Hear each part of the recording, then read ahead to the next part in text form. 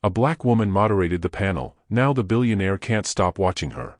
Wayne stood in a conference room with $3 billion in the bank and realized he was completely alone. Then she walked in. Confident, brilliant, challenging every panelist to tell the truth instead of corporate nonsense. And Wayne thought, when's the last time I told the truth about anything? This is the story of how Stephanie Cross saved a man who didn't even know he needed saving. Close your eyes for just a moment. Think about the last time a story made you feel something real. Made your heart race. Made tears fall without permission. Made you remember why being human is so beautifully complicated. That's what we do here at CJ Stories. Whether you're returning or just discovering us, welcome home. This is your safe space for tears, laughter, hope, and everything in between. Today's story will take you somewhere unexpected. It'll make you think. It'll make you feel. And I promise you, you won't see the ending coming. But here's the thing, the magic only works if you stay till the very end. No skipping. No rushing. Just you, me, and a story that might just change how you see the world. If it moves you, let me know you're here, subscribe, like, and share this with someone whose heart needs touching today. Ready? Let's step into today's story. The conference room at the Chicago Hilton had that particular kind of quiet that comes right before controlled chaos. Wayne Lewis stood near the back wall, arms crossed, watching the tech industry's finest file into rows of seats like well-dressed cattle. June 14th, 2:30 in the afternoon, and he'd already sat through 4 panels about innovation that contained zero actual innovation. His phone buzzed. Again. He ignored it. Again. 37 years old, $3 billion in the bank, and somehow he'd let his assistant convince him that attending the Midwest Technology Summit would be good for his public image. Lewis Tech Innovations didn't need good publicity. They needed him back in the lab, fixing the AI integration problem that had kept him up for the past 6 nights. The moderator's chair at the front sat empty. 5 panelists were already seated behind the long table, checking their phones, sipping water, doing that thing where important people try to look comfortable under fluorescent lighting. Wayne recognized 3 of them. Had funded one of their startups back in 2019. Nice kid. Terrible business model. The room was filling up now. Maybe 300 people, all holding those branded tote bags conferences love to hand out. He should leave. Get back to the office. This whole thing was a waste of time. Then she walked in. Wayne's first thought was that she moved like someone who knew exactly where she was going. Confident but not rushed. She wore a navy suit that was all business, her natural hair pulled back in a low bun that looked effortless but probably wasn't. She carried a leather portfolio under one arm and had the kind of presence that made people glance up from their phones. She took the moderator's seat, set down her portfolio with deliberate care, and surveyed the panel with an expression that suggested she'd already read every single one of their bios and found half of them exaggerated. Wayne straightened slightly. Uncrossed his arms. A woman next to him leaned toward her companion. That's Stephanie Cross. She runs Cross Consulting. Did that amazing panel at the Denver Summit last year. I heard she turned down Google twice. 3 times, actually. Wayne pulled out his phone, pulled up a browser, typed in her name. The search results loaded fast. Stephanie Cross, 35, founder and CEO of Cross Consulting, specializing in corporate diversity strategy and executive coaching. MBA from Northwestern. Before that, a decade at McKinsey. Featured in Forbes, Fast Company, Black Enterprise. Current client list that read like a Fortune 500 directory. He looked up. She was testing the microphone, her voice clear and warm as it filled the room. Good afternoon, everyone. Thank you for joining us for what I promise will be the only panel today where we discuss actual solutions instead of theoretical possibilities. A ripple of surprised laughter went through the audience. One of the panelists looked mildly offended. She didn't seem to notice or care. We're here to talk about scalability in emerging markets, she continued. Not to impress each other with jargon or talk around problems we're all afraid to name directly. So let's begin with a simple question. She turned to the panelist on the far left, a silver-haired man Wayne recognized as the CEO of a major software company. Mr. Richardson, your company expanded into Southeast Asia last year and pulled out 8 months later. What actually went wrong? The room went silent. That particular kind of silent where everyone's paying attention because someone just asked the question nobody else had the guts to ask. Richardson cleared his throat, shifted in his seat, started to give some polished answer about market research and strategic pivots. I'm going to stop you right there, Stephanie said, her tone still pleasant but with steel underneath. That's the answer you gave to your shareholders. I'm asking what actually went wrong. This is a room full of people who've all made expensive mistakes. Nobody here is judging. But they are hoping to learn something useful. Wayne felt something shift in his chest. A kind of attention he hadn't paid to anything outside of code and hardware in years. Richardson paused. Then, surprisingly, he laughed. A real laugh, not a corporate one. "We didn't listen," he said. "We walked in thinking we knew better than the local teams we'd hired. Turned out we didn't." "Thank you," Stephanie said. "That's useful. That helps people." She moved through the panel like that for the next 45 minutes. Asking questions that made people uncomfortable, then creating just enough space for honest answers. When panelists tried to dodge, she'd redirect with surgical precision. When they got too technical, she'd translate for the audience. When one guy started mansplaining blockchain to her, she let him go for exactly 30 seconds before saying, "I have a graduate degree in computer science, so maybe let's move to the actual question." Wayne didn't take his eyes off her once. He watched the way she listened, leaning slightly forward when someone said something genuine, her expression open. He watched her hands, graceful and deliberate when she gestured. He watched her smile, warm and real when someone made an actual joke, not the polite smile people used at these things. Mostly he watched her mind work. Sharp and quick and completely unimpressed by status or reputation. The panel ended to genuine applause. Not the polite golf clap nonsense from earlier sessions, but actual appreciation. People stood up already talking, energized in a way conference attendees rarely were by mid-afternoon. Stephanie shook hands with each panelist, exchanged a few words Wayne couldn't hear from his position at the back. Then she gathered her portfolio and headed for the side exit, moving with that same purposeful grace. Wayne made a decision in about half a second. He followed her. The hallway outside was quieter, just a few clusters of people checking phones and comparing notes. Stephanie was walking toward the main lobby, checking something on her phone as she moved. "Ms. Cross." She turned, and up close Wayne realized her eyes were this warm brown that caught the light. She looked at him with polite inquiry, no recognition in her expression at all. Something about that was refreshing. "That was the best panel I've sat through in about 5 years of these conferences," Wayne said. "I wanted to tell you that directly." "Thank you." She had a good handshake. Firm, brief, professional. "I appreciate that. Are you speaking at any of the sessions?" "No. Just attending. Mostly against my will." That got a small smile. "Honest. I like that. I'm Wayne Lewis." He watched for the reaction. There was always a reaction. The "oh you're that Wayne Lewis" shift in posture, the recalculation of his worth, the change in tone. Stephanie's expression shifted slightly, but only with what looked like genuine interest. "Lewis Tech Innovations," she said. "The AI integration work you've been doing with healthcare systems is impressive.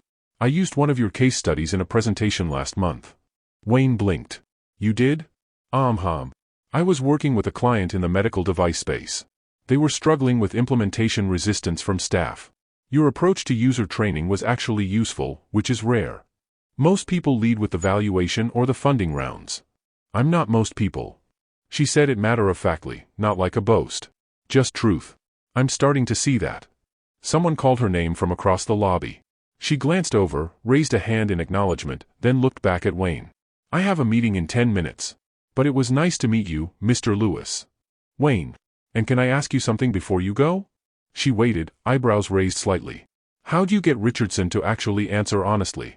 I've seen him dodge questions from Senate subcommittees." Stephanie's smile widened.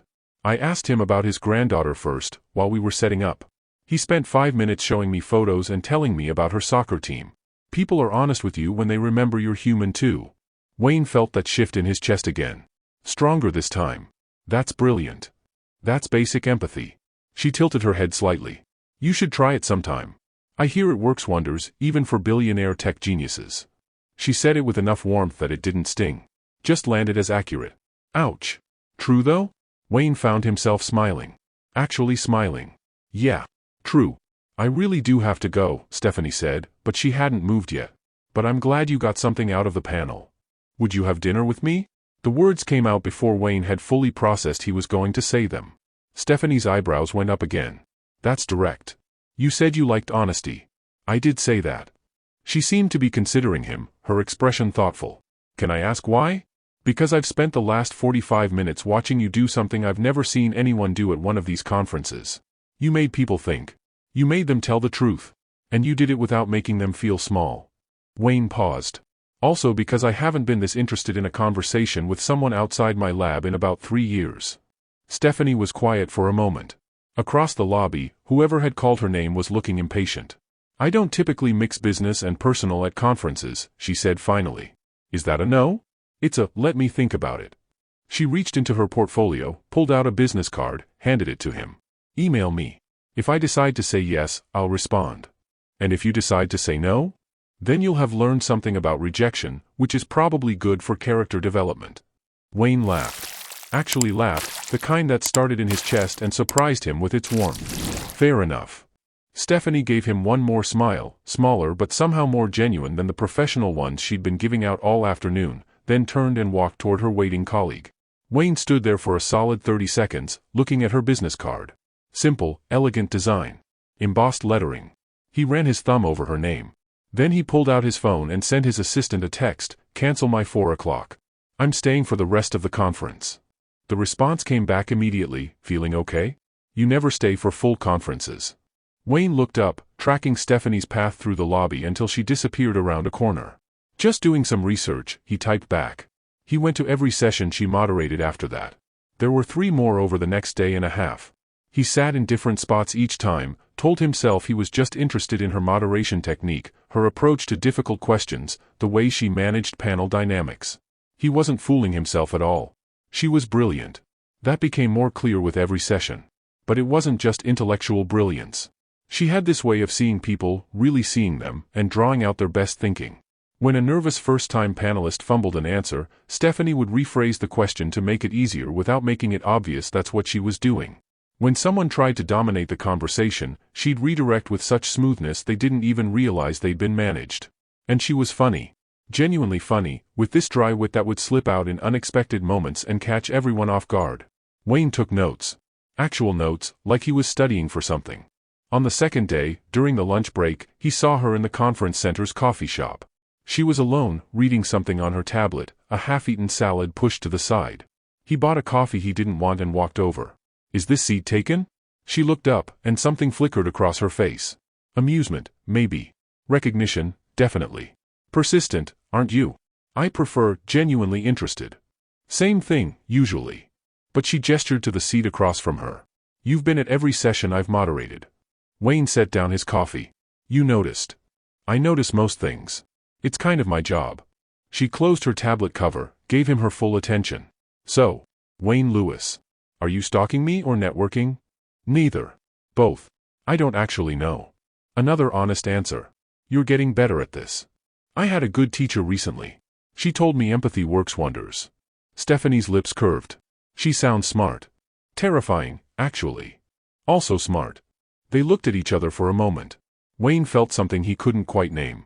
Something that made his pulse pick up just slightly. "Did you think about dinner?" he asked. "I did. And I'm still thinking." She picked up her water glass, took a sip. "Tell me something real about yourself. Not the bio everyone can Google. Something true." Wayne considered that. He could give her something safe, something that sounded personal but wasn't really. That's what he'd normally do. Instead he said, "I'm lonely." Stephanie's expression shifted. Softened just slightly. "Go on." "I built something I'm proud of. Changed an industry, made more money than I know what to do with, employed hundreds of people. But somewhere in all of that, I stopped having conversations that mattered. Everything's transactional now. Everyone wants something. And I participated in that. Made it worse, probably. Forgot how to just talk to people like people." He stopped, slightly surprised at himself. "Until I watched you do it," he continued. "Ask questions like you actually cared about the answers. Listen like what people said mattered. And I realized I missed that. Being around someone who's interested in things besides what I can do for them or what they can get from me." Stephanie was quiet for a long moment. Around them, the coffee shop hummed with conference energy, but their table felt separate somehow. Quieter. "Okay," she said finally. "Okay? Dinner. Tomorrow night. After the closing session." She held up one finger. "One condition." "Name it." "We don't talk about work. Not yours, not mine. No business cards, no networking, no strategic anything. Just 2 people having a meal and a conversation." Wayne felt something loosen in his chest. Relief, maybe. Hope, definitely. "I can do that." "Can you? When's the last time you had dinner with someone and didn't discuss business at all?" He thought about it. Couldn't actually remember. "That's what I thought," Stephanie said, but she was smiling. "This will be educational for both of us." "How so?" "I'll get to see if there's an actual person under all that billionaire genius intensity. And you'll get to practice being human." When you put it that way, it sounds like therapy. Maybe you need therapy. Probably. But I'll settle for dinner with you. Stephanie laughed, and the sound did something to Wayne's nervous system he wasn't entirely prepared for. Tomorrow night, she said. 7 o'clock. There's a place called the Purple Pig on Michigan Avenue. Meet me there. I'll be there. Don't be late. I hate waiting. Noted. She stood, gathering her tablet and bag. Looked down at him with an expression that was part amusement, part curiosity, part something he couldn't quite read. You're interesting, Wayne Lewis. I haven't decided if that's good or dangerous yet. Can't it be both? That's what I'm afraid of. She walked away, and Wayne sat there with his untouched coffee, watching her go and realizing he was in trouble. The good kind of trouble. The kind he hadn't felt in years. The kind that made tomorrow night feel like the most important meeting of his entire career. Don't forget to hit the subscribe button for more emotional and heart-touching stories that speak to the soul, and share your thoughts in the comments to tell us which story you want to hear next. Now let us continue. Wayne arrived at the Purple Pig at 6:45. 15 minutes early, which felt ridiculous, but he'd been ready since 6 and sitting in his apartment felt impossible. He'd changed shirts 3 times. Actually stood in front of his closet like he was 17 again, trying to figure out what said, "I'm interested," but not trying too hard, while also being a 37-year-old man who owned custom-tailored everything. He'd settled on dark jeans and a gray Henley. No tie. No jacket. Just himself. The restaurant was bustling, that perfect kind of busy where the energy felt warm instead of chaotic. Small plates, Mediterranean food, the smell of garlic and wine and something roasting that made his stomach remind him he'd been too nervous to eat lunch. Stephanie walked in at 6:58. She wore a green dress, simple and elegant, her hair down now in soft curls that framed her face. No business armor tonight. Just her. Wayne stood up from the bar where he'd been waiting, and she smiled when she saw him. "You're early," she said. "You said you hate waiting." "I also said 7 o'clock. I rounded down." She laughed, and just like that, the nervousness in Wayne's chest settled into something easier. Something that felt almost comfortable. They were seated at a small table near the window, overlooking Michigan Avenue. The late June evening stretched long and golden, summer light pouring through the glass. "So," Stephanie said, once they'd ordered wine and the waiter had left them with menus. "No work talk. That leaves us with quite a bit of territory to cover." "I'm realizing I don't actually know how to do this," Wayne admitted. "Have dinner?" "Have dinner without an agenda. It's not complicated. We just talk. Ask questions. Answer them. See if we enjoy each other's company when there's no professional reason to be polite. What if we don't? Then we have a nice meal, say goodnight, and chalk it up to an interesting experiment." She tilted her head slightly. "Why? Are you worried we won't?" "Little bit, yeah." "Good. I'd be suspicious if you weren't at least a little nervous." The wine came. They ordered food, a bunch of small plates to share. Stephanie chose half of them, Wayne the other half, and there was something unexpectedly intimate about negotiating preferences, discovering they both loved anything with feta cheese and neither of them could handle too much heat. "Okay," Stephanie said, once the waiter had gone. "First question. What do you do when you're not working?" Wayne opened his mouth. Closed it. Thought about it. "I don't know if I have a good answer for that." That's actually an answer in itself. Not a great one. Hey, no judgment. I'm asking, not evaluating. She took a sip of wine. "When's the last time you did something just because you wanted to? Not because it was good for business or networking or your brand. Just because it sounded fun." Wayne thought back. The weeks blurred together, all late nights at the office, all meetings and product development and strategic planning. "I went to a Cubs game last month," he said finally. "Yeah? How was it?" "I spent most of it answering emails." Stephanie winced. "Okay, that doesn't count." "I know. So you're telling me you're a 37-year-old billionaire who doesn't know what he does for fun? When you say it like that, it sounds depressing. Because it kind of is." But her tone was gentle, not harsh. "What did you used to do? Before the company took over your whole life?" Wayne sat back, thinking. Trying to remember the version of himself from before Lewis Tech became everything. "I used to read," he said slowly. "Not tech journals or business books. Fiction. Science fiction, mostly. I'd get lost in these sprawling space operas, these huge stories about exploration and first contact and what it means to be human when you're faced with something completely unknown." Stephanie's face lit up. "Yeah? Like what? You actually want to know?" "I asked, didn't I?" So Wayne told her. About the Expanse series he devoured in graduate school, about Octavia Butler's work that had made him think differently about power and change, about the guilty pleasure he had for old-school Isaac Asimov even though the writing was dated. And Stephanie listened. Really listened, the same way she'd listened to those panelists, leaning forward slightly, asking follow-up questions that showed she was paying attention. I went through an Octavia Butler phase in my 20s, she said. Parable of the Sower messed me up for weeks. Right? That book sits with you. Still does. I reread it every few years and find something new. She broke off a piece of bread, dragged it through olive oil. Okay, my turn. I'm going to guess you haven't read anything that wasn't work-related in at least 2 years. Wayne grimaced. Try 4. See, that's a problem. You need to fix that. You prescribing me homework on our first date? Is that what this is? A date? Wayne met her eyes. I'd like it to be. Something shifted in her expression. Not surprise, exactly. More like she was making a decision in real time. Okay, she said. Then yeah. I'm prescribing you homework. The food started arriving. Grilled octopus, whipped feta, roasted cauliflower, lamb ribs that fell off the bone. They ate and talked, and Wayne discovered that conversation without agenda felt like learning a language he used to be fluent in. Stephanie told him about growing up on the South Side, about her dad who'd been a high school principal and her mom who still taught 3rd grade at the same school she'd attended 30 years ago. They still live in the same house, she said. Same block I grew up on. Ma keeps saying they'll downsize eventually, but I don't believe her. She's got that house exactly how she wants it. You're close with them? Very. Sunday dinners are mandatory unless I'm traveling. Ma doesn't care if I'm busy, she just cares that I show up. Stephanie smiled, but something sad flickered across her face. Dad would have been there too, but he passed in 2019. I'm sorry. Thank you. It was sudden. Heart attack. He was only 62. She took a breath. I still find myself wanting to call him when something good happens. That hasn't gone away yet. Wayne reached across the table, covered her hand with his. Just for a moment. Just enough to say I hear you without making it into something bigger than it needed to be. Stephanie looked at their hands, then up at him, and smiled. Squeezed his fingers briefly before pulling back. Your turn, she said. Family? Small? Just my mom and a sister. Dad left when I was 8, haven't heard from him since. That must have been hard. Mom made it work. She was an accountant, picked up extra clients, made sure we had what we needed. Never made us feel like we were struggling even when I know now that we were. Wayne paused. She's the reason I'm careful with money. Watching her budget every dollar, make it stretch. Even now, with everything I have, I can't shake her voice in my head asking if I really need something. She sounds smart. She is. Retired now, living in Evanston. I see her every couple weeks. And your sister? Denver.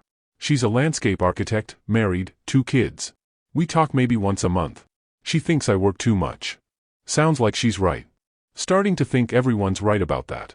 They talked through the whole meal, through a second glass of wine, through the waiter quietly clearing plates and bringing the dessert menu neither of them looked at.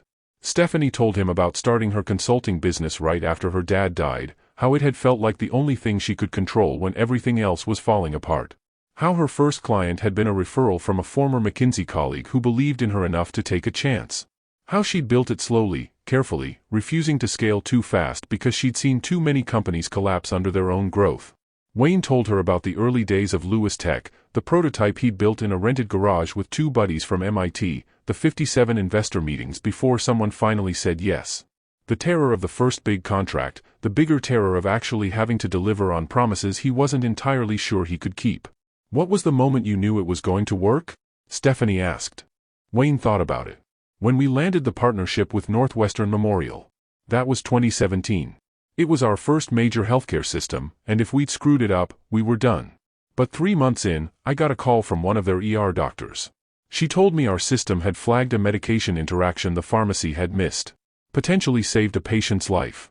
He stopped, remembering that phone call, standing in his tiny office with his hand pressed against the window. That was when I knew we weren't just building something profitable. We were building something that mattered. That's a good moment, Stephanie said softly. Yeah, it was. The restaurant was quieter now. Wayne glanced around and realized they'd been sitting there for almost 3 hours. The waiter was politely hovering, clearly ready to close out their section. I should let you go, Wayne said, though he didn't want to. Probably. Stephanie didn't move either. This was nice. Yeah? Don't sound so surprised. You're actually interesting when you're not in billionaire mode. You're going to keep giving me grief about that, aren't you? Absolutely. Someone needs to. She gathered her purse, and Wayne signaled for the check. I'm glad you asked me to dinner. I'm glad you said yes.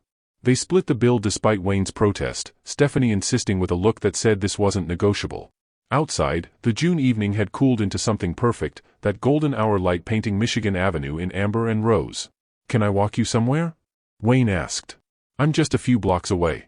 But yeah, you can walk with me. They headed north on Michigan, past shop windows and other couples doing the same slow evening stroll.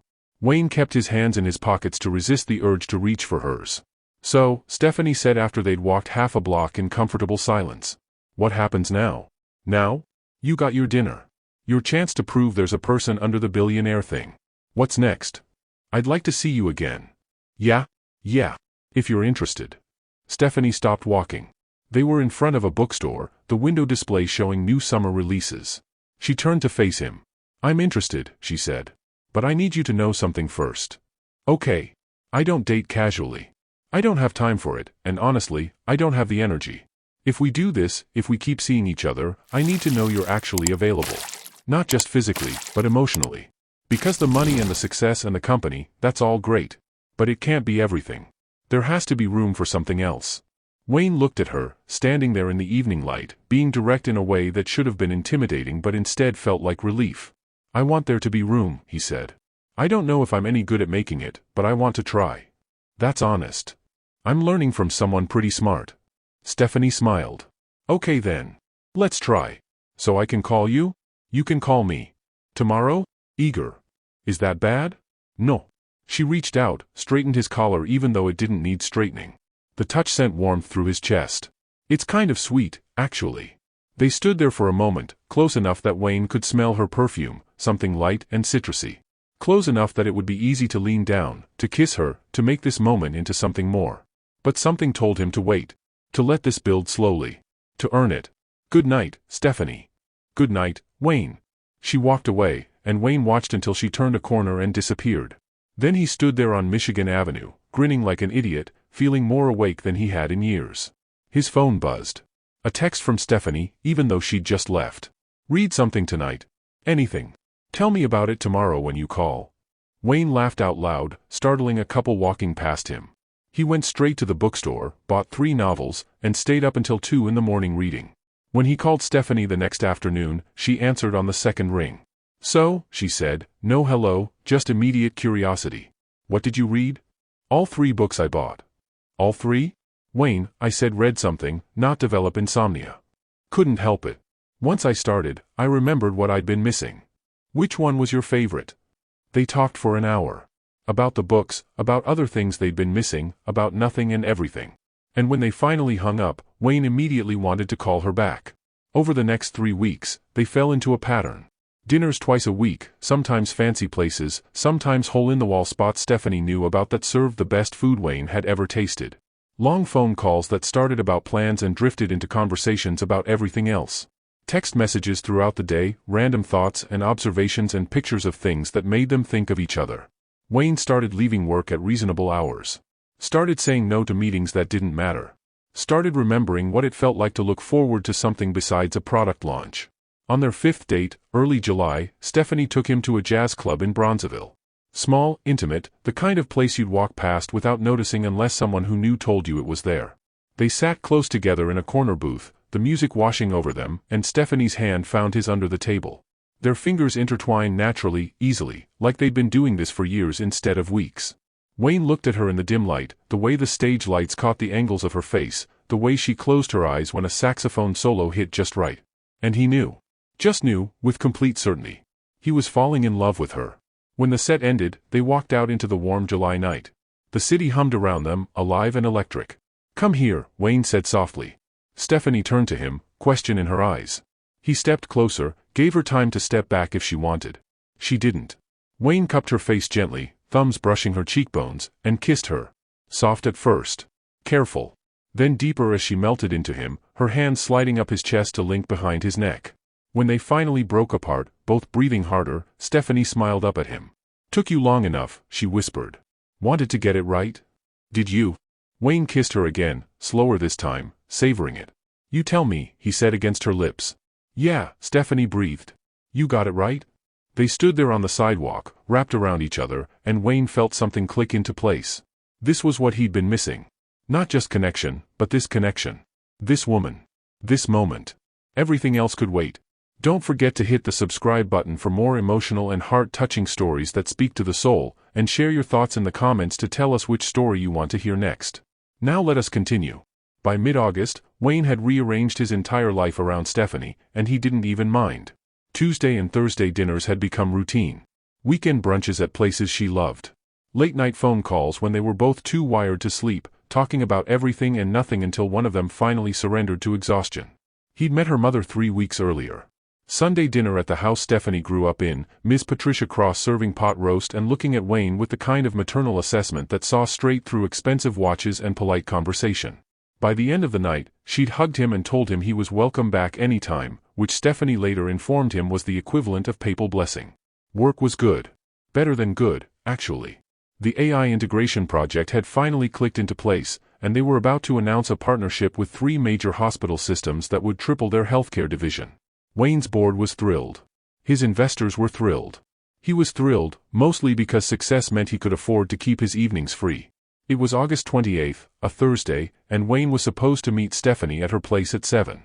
They were planning to cook together, something they'd started doing lately. She'd teach him her grandmother's recipes, he'd try not to burn anything, they'd end up ordering takeout anyway and laughing about it. He was walking out of his office at 6:15, earlier than he'd left in years, when his phone rang. His sister, Claire. He almost let it go to voicemail, then remembered he'd missed her last 2 calls. Hey, he answered, heading for the elevator. Can I call you back in an hour? I'm on my way to. It's Mom. Wayne stopped walking. Claire's voice had that quality to it, the one that made his stomach drop. What happened? She fell. At home, coming down the stairs. Neighbor found her about an hour ago. Claire's voice cracked. Wayne, she broke her hip.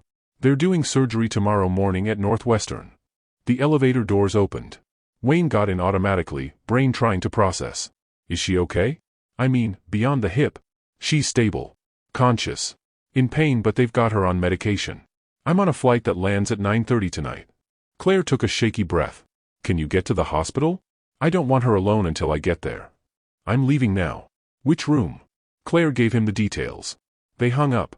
Wayne stood in the elevator, staring at his phone, then pulled up Stephanie's number. She answered on the first ring, voice warm. Hey, you. Please tell me you're not calling to cancel because I already have all the ingredients and I will judge you forever. It's my mom, Wayne said. She fell. She's at Northwestern, they're doing surgery tomorrow. I have to go. Stephanie's tone shifted immediately. Of course. Is she okay? Do you need anything? I don't know. I'm sorry about tonight. Wayne, stop. Don't apologize. Go be with your mom. Call me later if you want to talk, or don't if you don't. Just take care of her and yourself. Thank you. I mean it. Whatever you need. Wayne made it to Northwestern in 20 minutes, found his mother's room, and spent the next few hours sitting beside her bed while she drifted in and out of sleep. She looked small in the hospital bed, frailier than he'd ever seen her. His mom had always been this force of nature, efficient and unflappable. Seeing her like this made something twist in his chest. Claire arrived at 10, and they sat together through the night, dozing in uncomfortable chairs, taking turns holding their mother's hand. The surgery the next morning went well. 3 hours, a pin and some screws, the orthopedic surgeon optimistic about recovery. But recovery meant months of physical therapy. Meant she couldn't live alone for a while. Meant everything was about to get complicated. Wayne spent Friday at the hospital. Then Saturday. Then Sunday, coordinating with Claire about next steps, about who would stay with their mom, about rehab facilities and home care options. He texted Stephanie updates. She responded with exactly what he needed, no pressure, just support and occasional reminders to eat something and get sleep. Monday afternoon, his mom was being transferred to a rehab facility. Wayne was handling the paperwork when his phone rang. His VP of operations, Marcus. We have a problem, Marcus said without preamble. Wayne stepped into the hallway. What kind of problem? The Mercy Hospital contract. They're threatening to pull out. What? Why? We've been in implementation for 2 months, everything's been smooth. Their new CTO doesn't think so. He's questioning the whole system, wants to renegotiate terms, and if we don't get in front of this by Wednesday, we're going to lose a $15 million contract. Wayne pressed his fingers against his temples. Wednesday. I can't do Wednesday. My mom just had surgery, I know, and I'm sorry, but this is kind of critical. If Mercy pulls out, the other 2 hospitals in that partnership are going to get nervous. This could domino into losing all 3 contracts. Can you handle it? He specifically asked for you. Says he won't meet with anyone else. Marcus paused. Wayne, I wouldn't ask if it wasn't important. Wayne looked back through the window at his mother's room, where Claire was helping her sign discharge papers. Fine. Set it up for Wednesday morning. Early. I'll be there. He hung up and immediately felt guilty. Felt torn. Felt like he was failing at everything. Tuesday evening, Wayne finally made it to Stephanie's apartment.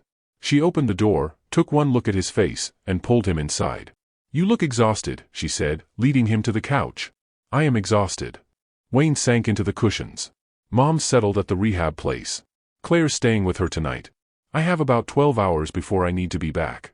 Stephanie disappeared into her kitchen, came back with tea he didn't ask for but appreciated. She curled up next to him, and Wayne automatically put his arm around her, pulling her close. Tell me what you need, she said quietly.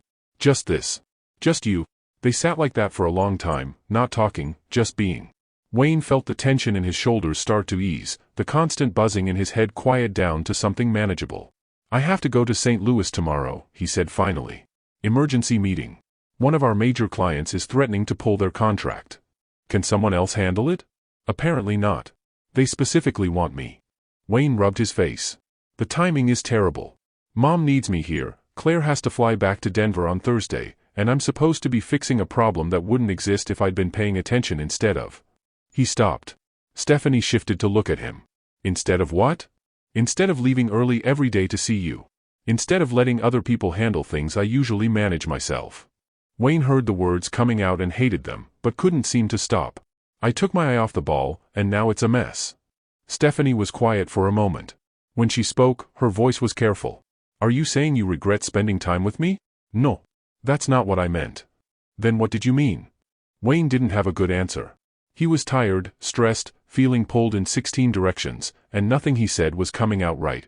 I just need to fix this, he said. Get Mom stable, get the contract handled, get everything back under control. Okay. Stephanie stood up, putting distance between them. So fix it. Steph. No, I mean it. You need to handle your business, handle your family stuff. That's important. That's what you should do. There was something in her tone that Wayne couldn't quite read. Not anger, exactly. Something else.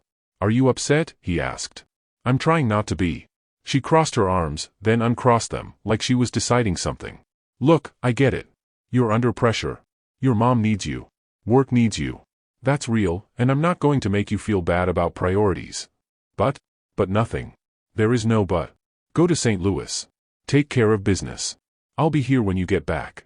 Wayne stood, crossed to her. Something's wrong. Talk to me. I'm fine. You're not fine.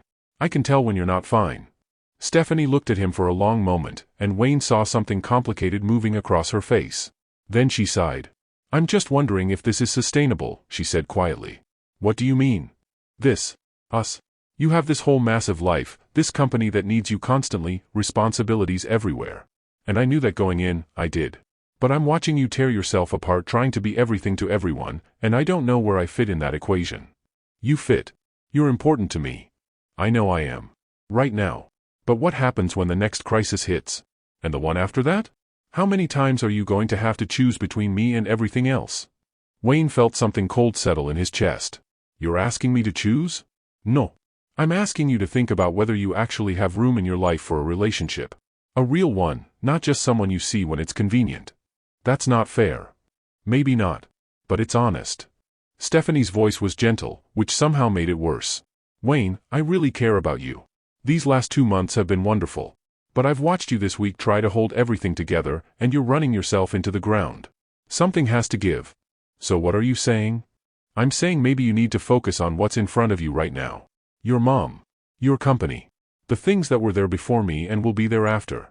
Wayne stared at her. After? I didn't mean it like that. Didn't you? They looked at each other across the few feet of space that suddenly felt like miles. I should go, Wayne said finally. Early flight tomorrow. Wayne, wait. It's fine. You're right. I need to focus, get things handled. He grabbed his jacket from the chair. I'll call you when I'm back from St. Louis. Okay. Stephanie's voice was small. I'm sorry. I didn't mean to make this harder. You didn't. You were honest. That's what we do, right? He left before she could respond, before he could see if she looked as miserable as he felt. The St. Louis meeting on Wednesday was brutal. 4 hours of the new CTO picking apart every aspect of their system, questioning projections, demanding concessions Wayne didn't want to give. He held his ground on the important stuff, gave way on things that didn't matter, and by the end had salvaged the contract. It should have felt like a win. Instead, it just felt exhausting. He called his mom from the airport. She sounded better, more like herself, asking about work and telling him not to worry so much. Claire had extended her trip through the weekend to help coordinate care. He didn't call Stephanie. She didn't call him either. Thursday passed. Friday.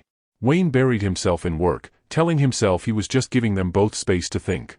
Telling himself that Stephanie was right, he needed to get things under control before he could be present for a relationship. Telling himself a lot of things that didn't make the hollow feeling in his chest go away. Saturday morning, he was in his office reviewing quarterly projections when his assistant knocked. You have a visitor, she said, looking uncertain. She doesn't have an appointment, but she said it's important. Wayne looked up, hope flaring that maybe Stephanie had. His assistant stepped aside, and a woman Wayne hadn't seen in 3 years walked into his office. Victoria. His ex-fiancée. Hello, Wayne, she said, smiling that familiar smile. Surprise. Wayne sat frozen, his brain trying to process. Victoria looked exactly like he remembered. Polished, beautiful, perfectly put together in a way that had always been slightly intimidating. What are you doing here? He managed. I'm back in Chicago. Took a position with Keller and Associates downtown. She settled into the chair across from his desk like she belonged there. I heard about your mom. I wanted to check on you. How did you hear about my mom? I still know people. Word gets around. She tilted her head. You look tired. Are you okay? I'm fine. Victoria, I don't understand what you're doing here. I told you. I wanted to see you. Make sure you were all right. She paused. And maybe to talk. We left things in a strange place, and I've always regretted that. Wayne's phone buzzed on his desk. He glanced down reflexively. A text from Stephanie. Finally. Can we talk? I miss you. His heart lurched. He looked up at Victoria, sitting in his office like a ghost from a past he'd thought was settled. This isn't a good time, he said. It never is with you. That was always the problem, wasn't it? Victoria's smile turned sad. But I'm patient. I can wait. She stood, pulled out a business card, set it on his desk. Call me when you're ready. I'd really like to catch up properly. She left, and Wayne sat there staring at her card and his phone, feeling like his life was spiraling in directions he couldn't control. He picked up his phone, pulled up Stephanie's text, started typing a response. Then stopped. What was he supposed to say? That his ex-fiancée just showed up out of nowhere? That he was drowning in responsibilities and didn't know how to make space for everything? That he missed her but had no idea how to fix what felt broken? Wayne set the phone down without responding.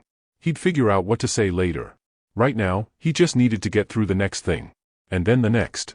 And maybe eventually he'd figure out how to get back to the person he'd been 2 months ago, when everything felt possible and Stephanie looked at him like he'd hung the moon. His phone buzzed again. Another text from Stephanie. Or not. I understand if you need more space. Then nothing. Wayne dropped his head into his hands and tried to remember when everything got so complicated. Don't forget to hit the subscribe button for more emotional and heart-touching stories that speak to the soul, and share your thoughts in the comments to tell us which story you want to hear next. Now let us continue. Wayne didn't call Stephanie that weekend. Or the next week. Or the week after that. By mid-September, it had been 3 weeks since they'd spoken, and Wayne had convinced himself he was doing the right thing. Stephanie deserved someone who could actually show up, who wasn't constantly juggling crises and splitting focus between 100 different demands. He was doing her a favor, really. Letting her find someone better. He almost believed it. His mom had moved back home with a live-in aide, a kind woman named Ruth who handled the physical therapy schedule and made sure she didn't overdo it. Claire had returned to Denver. Work had stabilized. The Mercy contract was secure, the new partnerships were launching smoothly, and Wayne had thrown himself back into the 18-hour days that used to feel normal. Everything was under control. Everything was fine. He was miserable. Victoria had called twice, left voicemails about getting coffee, catching up properly.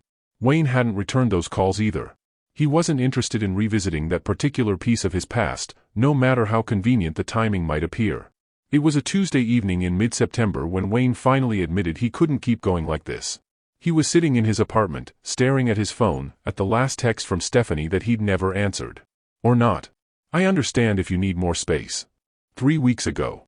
3 weeks of silence that he'd created, that he'd maintained, telling himself it was necessary. He opened a bottle of scotch he'd been saving for something special. Poured a glass. Then another. Sat on his couch in the dark apartment and let himself feel everything he'd been pushing down. He missed her. God, he missed her. Missed her laugh, her honesty, the way she called him out when he was being ridiculous.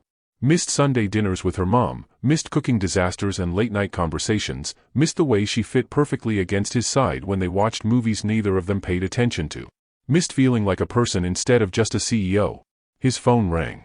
For one wild second, he thought maybe it was her, maybe she'd felt him thinking about her across the city. It was his mom. "Hi, honey," she said when he answered. "Did I wake you?" Wayne glanced at the clock. 9:30. "No, I'm up. Everything okay?" "Everything's fine. Ruth just left, I'm settling in for the night." She paused. "I was just thinking about you. Wanted to hear your voice." "I'm here. What's going on?" "That's what I should be asking you. You sounded sad when you visited Sunday." Wayne had stopped by for an hour between meetings, brought groceries, made sure everything was running smoothly. He thought he'd hidden it better. "Just tired," he said. "Wayne Alexander Lewis, I've known you for 37 years. Don't lie to your mother." Despite everything, Wayne smiled. "Yes, ma'am. So tell me what's really wrong." Wayne took a sip of scotch. Considered deflecting, then remembered that his mom had an uncanny ability to extract truth. "I messed up," he said quietly. "With that lovely woman you brought to dinner?" "Stephanie?" "Yeah. With her." "What happened?" So Wayne told her. About the pressure of trying to balance everything when she got hurt, about the conversation with Stephanie that had exposed all his fears about not having enough room in his life, about the 3 weeks of silence he'd let stretch out because he didn't know how to bridge it. His mom listened without interrupting, the way she always had. "Are you finished?" she asked when he'd run out of words. "Yeah. Good. Now let me tell you something, and I want you to really hear me."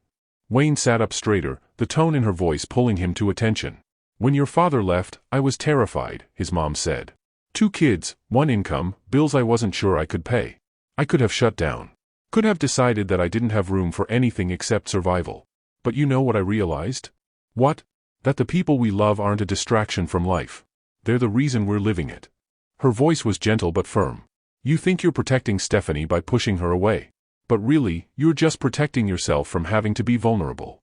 Wayne closed his eyes. "What if I can't do it? Can't balance everything?" "Baby, nobody balances everything perfectly.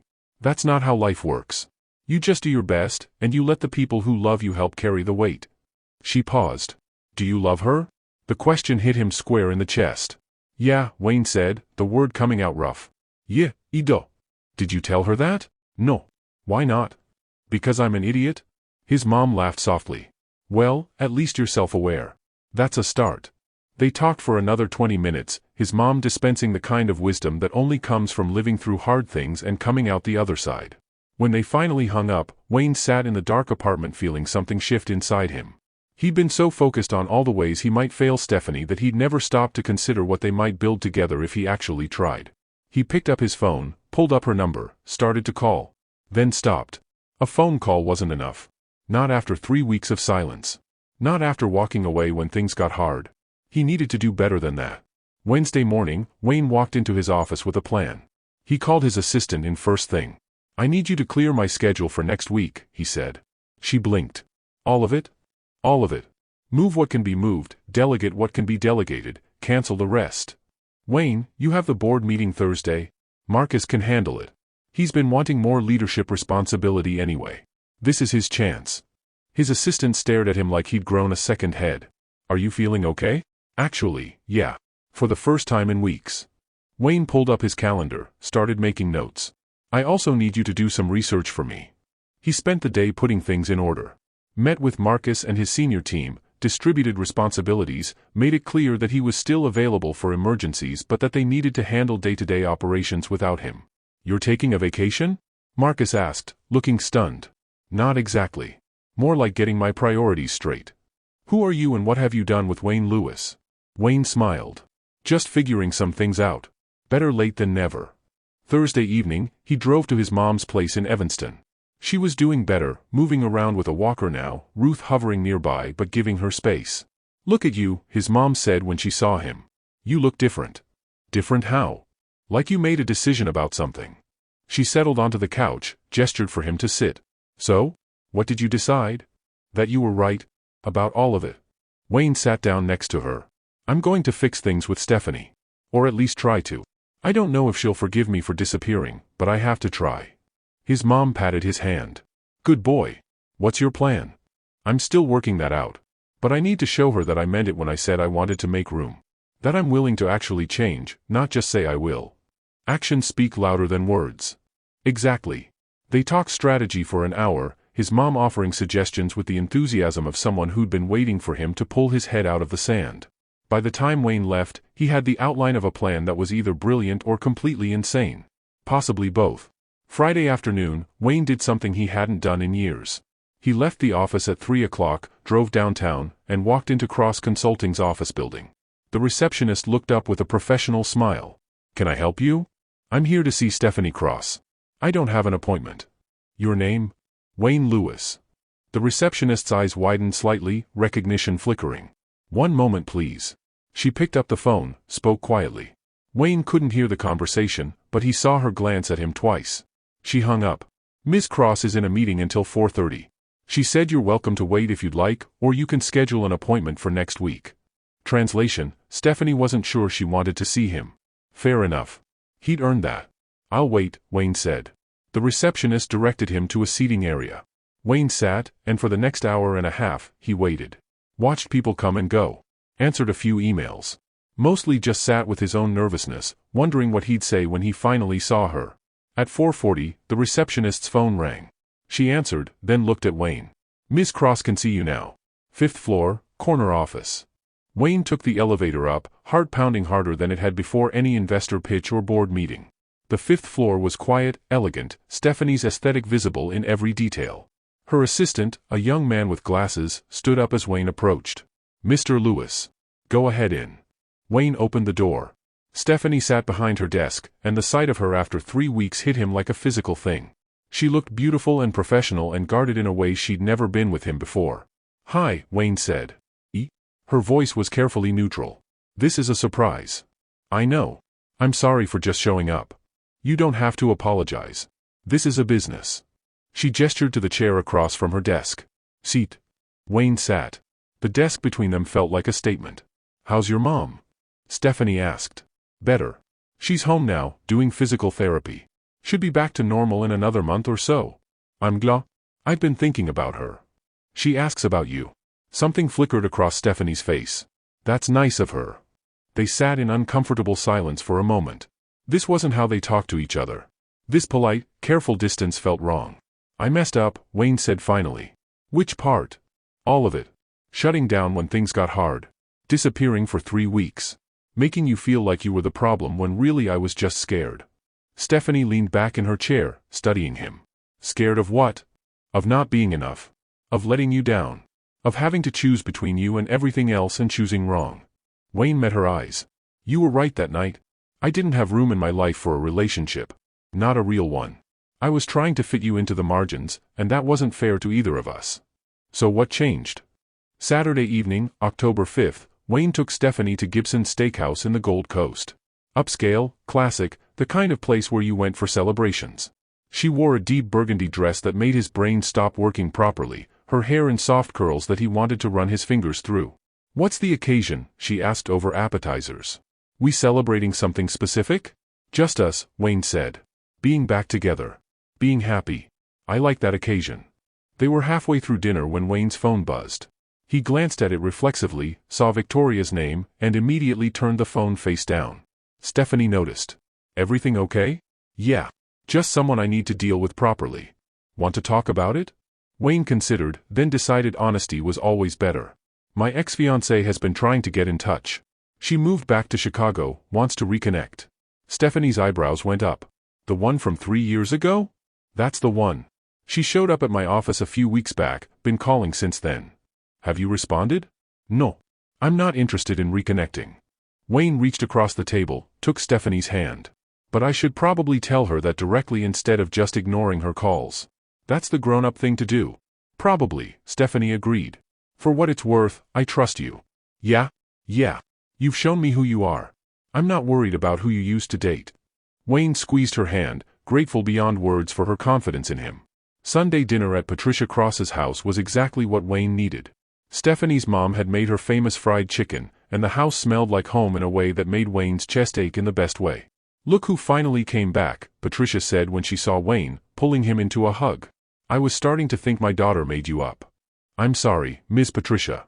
Things got complicated for a while. And did you uncomplicate them? Working on it, ma'am. Good boy. She patted his cheek. Now come help me in the kitchen. Stephanie, you set the table. Wayne followed Patricia into the kitchen, where she immediately put him to work mashing potatoes. They worked in comfortable silence for a few minutes before she spoke again. My daughter loves you, Patricia said quietly. I can see it all over her face when she talks about you. I love her too. I know you do. I can see that too. Patricia turned to look at him directly. But love isn't enough on its own. You have to show up for it. Every day. Even when it's hard. Especially when it's hard. Yes, ma'am. I'm learning that. Good. Because if you hurt my baby again, we're going to have a very different conversation. She said it with a smile, but Wayne heard the steel underneath. Mama bear protecting her cub. Understood. I don't plan on hurting her ever again. Plans are nice. Actions are better. Wayne nodded, taking the wisdom to heart. Dinner was loud and warm and everything Wayne's childhood dinners had never been. Patricia told stories about Stephanie as a kid, showed Wayne embarrassing photos, treated him like family in a way that made him feel both welcomed and accountable. After dinner, while Stephanie was helping her mom clean up, Wayne stepped outside to make a phone call he'd been putting off. Victoria answered on the second ring. Wayne. I was beginning to think you were avoiding me. I was, Wayne said honestly. But that wasn't fair. You deserve a real conversation. Oh. Okay. She sounded surprised. Do you want to meet for coffee or? No, I think this is better over the phone. Victoria, I appreciate you reaching out, but I'm not interested in reconnecting. I'm in a relationship with someone I love, and I'm committed to building a future with her. Silence on the other end. Then, I see. I wish you all the best. I hope Chicago is good for you. But I think it's better if we don't stay in touch. Right. Well. Victoria's voice had that tight quality he remembered from their breakup. Good luck with everything, Wayne. You too. He hung up and immediately felt lighter. One more piece of his past properly closed. Stephanie came out onto the porch a few minutes later, wrapped a blanket around both of them. You okay? She asked. Better than okay. Just handled something I should have handled weeks ago. The ex? Yeah. Told her clearly that I'm not interested. That I'm committed to someone else. Stephanie smiled up at him. Someone else, huh? She sounds lucky. I'm the lucky one. Smooth talker. Wayne kissed her, soft and lingering. Just honest. By mid-October, they'd fallen into a new rhythm that felt sustainable. Wayne worked reasonable hours, came home for dinner most nights, kept weekends mostly clear. When he did have to work late or handle an emergency, he communicated about it, let Stephanie know what was happening instead of just disappearing into work mode. Stephanie's business was growing. She'd landed 2 new major clients, was expanding her team, and Wayne loved watching her navigate the challenges with the same grace she brought to everything else. They were building something together. Not just a relationship, but a life. It was October 20th, a Friday evening, when Wayne decided he was ready for the next step. He'd been thinking about it for weeks, planning in a way that felt both terrifying and absolutely right. He'd enlisted Patricia's help, which had earned him a hug so tight it cracked his back, and her enthusiastic blessing. He'd called Claire, who'd screamed so loud he'd had to hold the phone away from his ear. He'd told his mom, who'd cried happy tears and told him she was proud of him. Now he just had to actually do it. Wayne had arranged everything carefully. Told Stephanie they were going to Navy Pier for dinner at a restaurant she'd mentioned wanting to try. She dressed up, looking beautiful in a navy blue dress that matched her eyes somehow, and Wayne's hands were sweating the entire drive there. You're quiet, Stephanie observed as they walked toward the pier. Something on your mind? Just thinking about how much I love this city in the fall, Wayne said, which wasn't a complete lie. The October evening was perfect, cool but not cold, the sky painted in purples and oranges as the sun set over the lake. Navy Pier was busy but not packed, people enjoying the last warm days before winter settled in. Wayne led Stephanie to a specific spot at the end of the pier, away from most of the crowds, where the view opened up to show the entire Chicago skyline reflected in Lake Michigan. Wow, Stephanie breathed. This is gorgeous. Yeah, it is. But Wayne wasn't looking at the skyline. He was looking at her. Stephanie turned, caught him staring, smiled. What? Just appreciating the view. That's terrible and cheesy. Doesn't make it less true. She laughed, and Wayne felt his heart rate kick up another notch. This was it. This was the moment. Steph, I want to tell you something. Okay, but if you're about to confess some weird secret, maybe save it for after dinner because I'm really hungry. Wayne smiled. Not a weird secret. Just the truth. He took her hands, and something in his expression must have tipped her off because her smile faded into something softer, more serious. 4 months ago, I walked into a conference room planning to leave after 20 minutes, Wayne said. I was going through the motions, checking boxes, doing what I was supposed to do without actually caring about any of it. And then you walked in and asked a question that made a CEO tell the actual truth, and everything changed. Stephanie's eyes were starting to shine. Wayne, you made me remember who I used to be. Who I wanted to be. You challenged me and supported me and called me out when I needed it. You made me laugh, made me think, made me want to be better. Wayne's voice cracked slightly. You made me remember what it feels like to be fully alive. I love you, Stephanie whispered. I love you too. More than I knew I could love anyone. Wayne reached into his pocket, pulled out the small velvet box he'd been carrying all evening.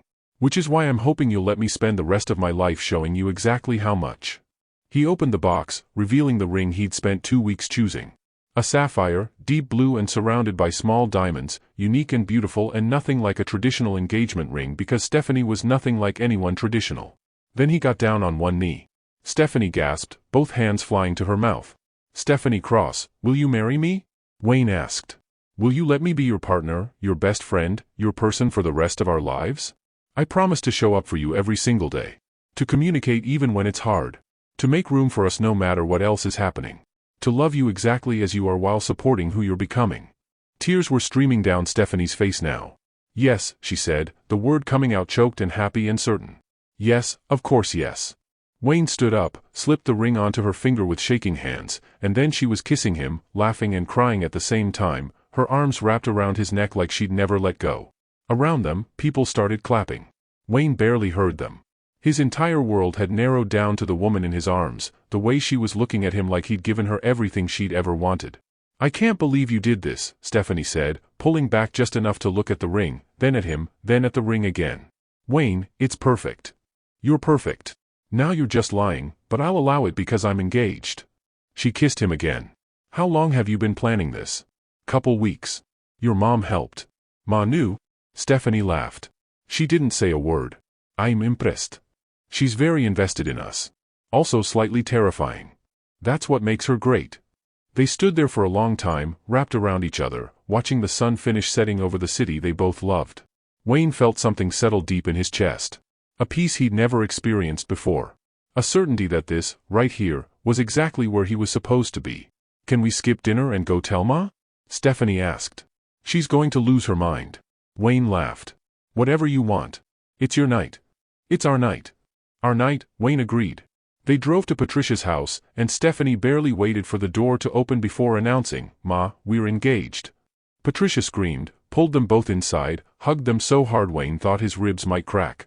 She cried happy tears, made them tell her every detail 3 times, called half her church group to share the news, and opened a bottle of champagne she'd apparently been saving for exactly this occasion. I knew, she kept saying. I knew he was the one when he came to that first Sunday dinner and actually listened when I talked instead of just waiting for his turn to speak. That's your test?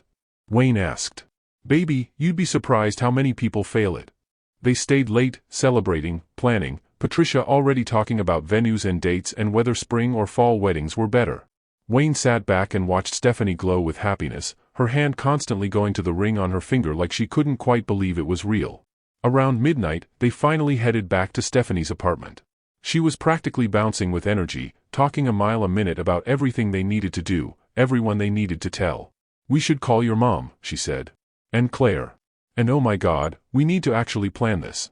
Where do we even start? Wayne pulled her onto the couch, into his arms. We start tomorrow. Tonight, let's just be happy. Stephanie settled against him, some of the manic energy fading into contentment. I am happy. Ridiculously, completely happy. Me too. I was so scared 3 weeks ago, she admitted quietly. When you disappeared. I thought maybe I'd been wrong about us. You weren't wrong. I was just too stubborn and scared to see what was right in front of me. But you figured it out. I had help. Your mom's pretty wise. She really is. Stephanie tilted her head up to look at him. Promise me something. Anything. When we have kids someday, you'll tell them this story. How their dad was brilliant but kind of an idiot about feelings, and how their mom had to be patient while he figured it out. Wayne's breath caught. Kids? I mean, eventually. If you want them. We've never actually talked about that, and maybe I should have before accepting your proposal, but... Wayne kissed her, cutting off the rambling. I want them. With you. Everything with you. Stephanie smiled against his lips. Good. Because I want everything with you too. They sat there in the quiet apartment, making plans and dreaming out loud about a future that felt suddenly, brilliantly real. 6 months later, on a perfect April afternoon, Wayne and Stephanie got married in a garden ceremony at the Chicago Botanic Garden. Small and intimate, just family and close friends, exactly what they both wanted. Patricia cried through the entire ceremony. Wayne's mom held her hand, the two mothers already best friends after months of wedding planning together. Claire stood as Wayne's best person, Stephanie's best friend Keisha stood as her maid of honor, and when the officiant asked if anyone objected, someone made a joke that sent laughter through all their guests. When Wayne said his vows, promising to show up every day, to communicate even when it's hard, to love Stephanie exactly as she is, his voice broke and he didn't even care. When Stephanie said hers, promising to challenge him and support him and always call him out when he's being ridiculous, everyone laughed and Wayne fell in love with her all over again. They kissed as husband and wife, and Wayne thought about that conference room 4 months ago, about the woman who'd walked in and changed everything. The reception was at a restaurant in Lincoln Park, small and perfect, everyone they loved in one room. Wayne danced with his wife, with his mom, with his new mother-in-law who kept telling him he better take good care of her baby. Late in the evening, when things were winding down, Stephanie pulled him outside for a moment alone. Happy? She asked. Happiest I've ever been, Wayne said honestly. Me too. She leaned up, kissed him softly. I love you, husband. I love you, wife. They stood there in the April evening, the city lights glowing around them, and Wayne knew with absolute certainty that this was just the beginning. The best parts were still to come. 2 years later, Wayne and Stephanie stood in the nursery of their new house in Lincoln Park, looking down at their daughter sleeping peacefully in her crib. She has your eyes, Stephanie whispered. She has your stubbornness, Wayne countered. Kid fought sleep for 2 hours. That's just smart. Why sleep when there's a whole world to explore? Wayne wrapped his arm around his wife, pulled her close. Lewis Tech was thriving under his more balanced leadership style. Stephanie's consulting firm had expanded to 3 cities.